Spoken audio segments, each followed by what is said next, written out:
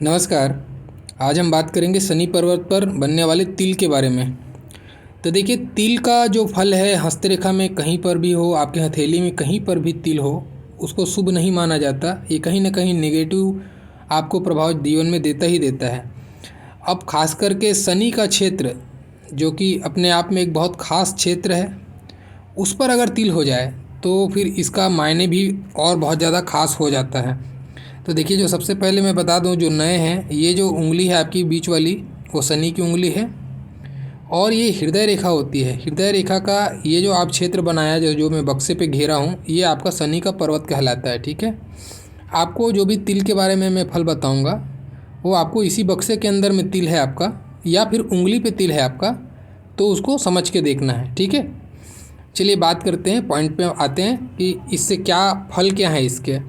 तो देखिए, सबसे पहले अगर एक जो बेसिक बात बताऊं इसके बारे में, जिनका यहाँ पे काला तिल मिलेगा आपको, ठीक है, अगर यहाँ पे काला तिल मिलता है पर्वत के क्षेत्र में आपको, सबसे पहले तो ये बड़े खुरापाती दिमाग के होते हैं इन लोग। ये आपको बहुत चंचल मिलेंगे। अब ये चंचलता जो है आप बचपन में ज़्यादा देखने को मिलती है। उम्र के साथ साथ आदमी के अंदर तो मैच्योरिटी आती ही है, लेकिन जैसे कि इनकी जवानी की उम्र है या बचपन का उम्र है, उस समय में ये काफ़ी खुरापाती होते हैं, उपद्रवी होते हैं, ये भी कह सकते हो आप। ठीक है। तो इसके कारण से ये तिल का मुख्य जो बात है ये है, इनके जीवन में असंभावित घटनाएं घटते रहती हैं। और वो असंभावित घटनाएं चाहे हानि की लाभ हो, चाहे कोई विपत्ति आ गया, या कुछ एक्सीडेंटल केस हो गया, कुछ भी ऐसा हो सकता है। ठीक है। या कोई दुर्भाग्य घेर लिया उसको उस समय।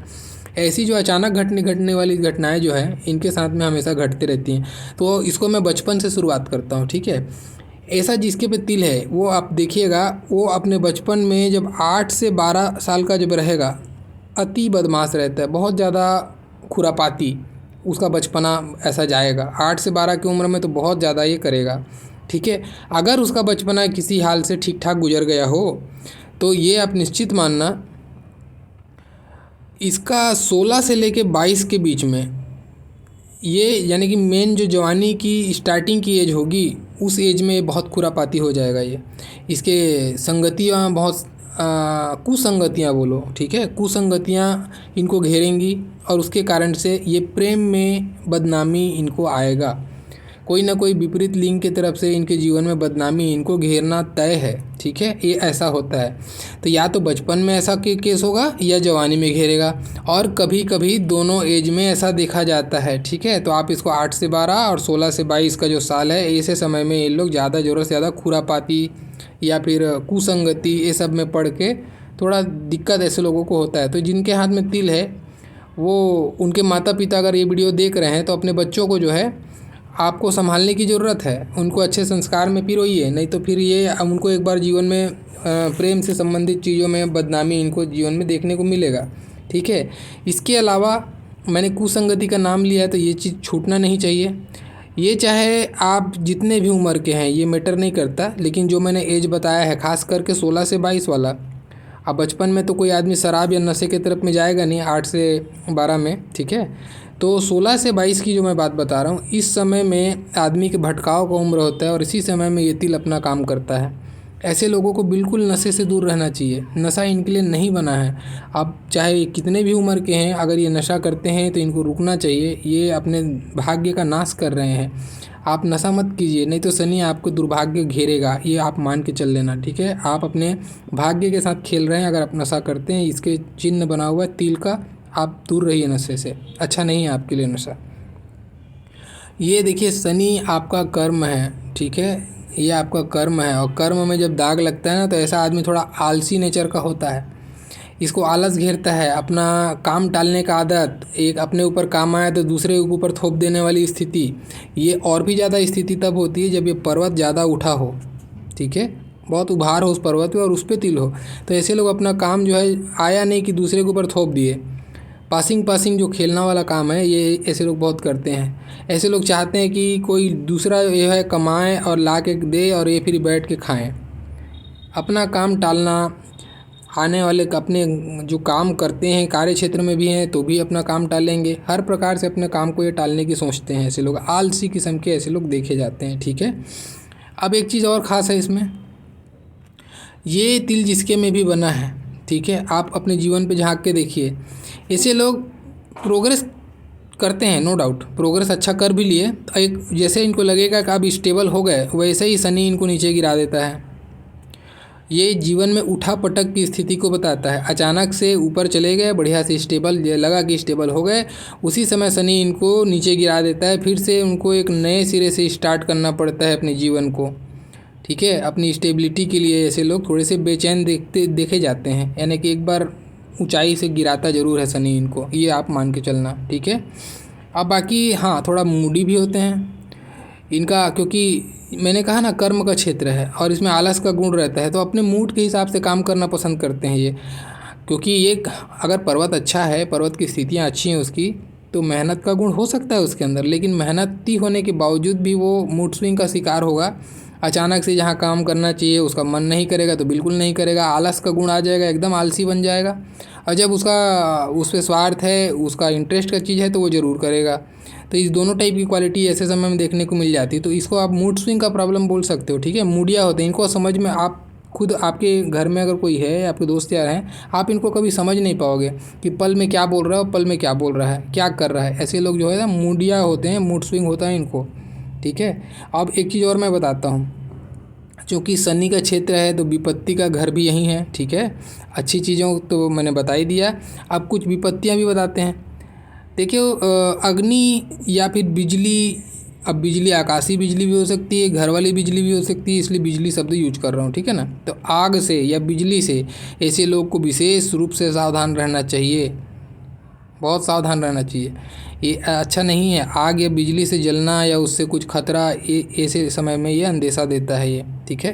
तो ऐसे लोगों को आग या बिजली से संबंधित चीज़ों से, चाहे इलेक्ट्रिक उपकरण हो या आकाशीय बिजली हो, आप सावधान रहिए, आपके लिए अच्छा है। नहीं तो ये आपको नुकसान दे सकता है जीवन में, क्योंकि ऐसे लोगों के जीवन में अचानक से विपत्तियाँ, अचानक से एक्सीडेंटल केस होते रहता है, ठीक है। ये बहुत नया बात नहीं इनके लिए, ये होते रहता है। तो ये स्थिति अच्छी नहीं होगी अगर आग या इस टाइप की चीज़ों से आप उलझें, आपको कुछ सीरियस प्रॉब्लम दे सकता है, ठीक है।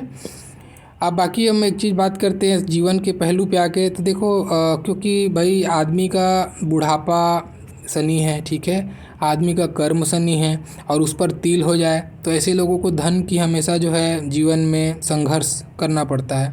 ये काफ़ी संघर्ष भरा जीवन को बताता है।